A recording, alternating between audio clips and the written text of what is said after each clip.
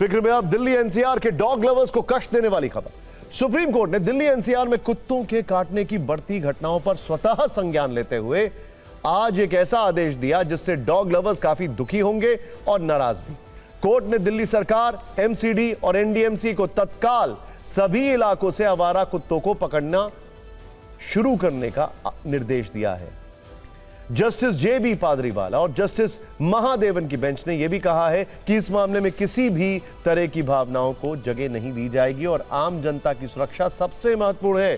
Court ने अपने फैसले में 5 बड़ी बातें कही हैं। पहली बड़ी बात यह है कि दिल्ली एनसीआर के सारे आवारा कुत्ते पकड़कर शेल्टर होम में डाले जाएं। यदि कोई व्यक्ति या संगठन आवारा कुत्तों को पकड़ने में रुकावट डालता है तो सख्त कार्रवाई होगी। कोर्ट ने यह भी पूछा कि क्या कथित पशु प्रेमी उन बच्चों को वापस ला पाएंगे जो रेबीज के शिकार हो गए।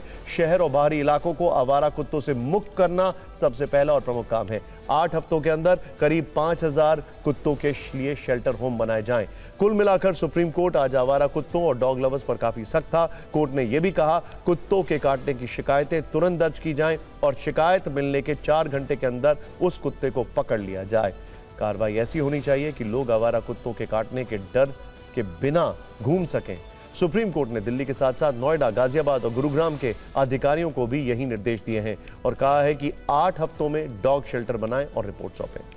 वैसे जिस वक्त जज साहब कुत्तों पर यह आदेश लिख रहे थे, सुप्रीम कोर्ट के कैंपस में एक आवारा कुत्ता बड़े आराम से बिना किसी रोक टोक के खड़ा था।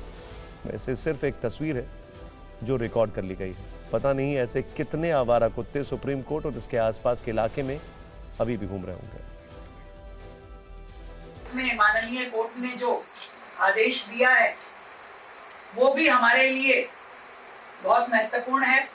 हमारा एक ही ध्येय है, दिल्ली की जनता को राहत देना। आज ये प्रॉब्लम जिस विकराल रूप धारण करके दिल्ली के सामने खड़ी है, इसमें सरकार की ईमानदारी के साथ में समाधान देना ये बहुत महत्वपूर्ण है, जिसकी हमने पूरी योजना बनाते हुए इस समस्या पे काम हम करेंगे।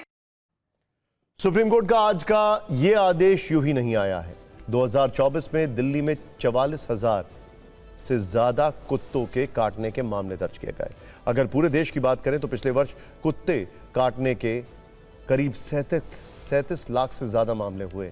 महाराष्ट्र में 2024 में 4,85,000 कुत्ते काटने के मामले दर्ज किए गए हैं। ये सभी राज्यों में सबसे ज्यादा है। अगर शहरों की बात करें तो दिल्ली के पास नोएडा में 1 जनवरी से 31 मई तक कुत्तों के काटने के करीब 70,000 मामले हैं। दुनिया में रेबीज से मरने वालों की बात करें तो अकेले भारत में यह आंकड़ा 36% है, जिनकी संख्या सालाना 18,000 से 20,000 के बीच में है। सुप्रीम कोर्ट के फैसले से कई डॉग लवर्स नाराज हैं और प्रदर्शन करने के लिए इंडिया गेट पहुंच गए हैं। वो इस फैसले का विरोध कर रहे हैं, लेकिन पुलिस ने इन प्रदर्शनकारियों को हिरासत में लिया। आप भी सुनिए कि आखिर ये डॉग लवर्स क्या कह रहे हैं।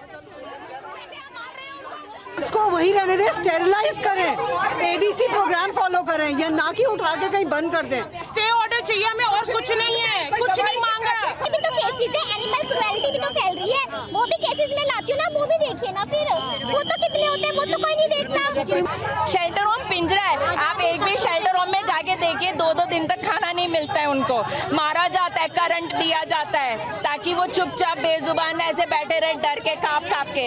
नहीं, उनको भी ये धरती उनको मिली है, उनको पिंजरा नहीं मिला। सुप्रीम कोर्ट का ऑर्डर है कि 8 हफ्ते में जो सरकार इंडिपेंडेंस से लेके आज तक एबीसी नहीं फॉलो कर पाई, वैक्सीनेशन नहीं कर पाई, वो 8 हफ्ते में पूरे दिल्ली के पूरे एनसीआर के डॉगीज को कहाँ रखेगी और सफर डॉग्स करेंगे।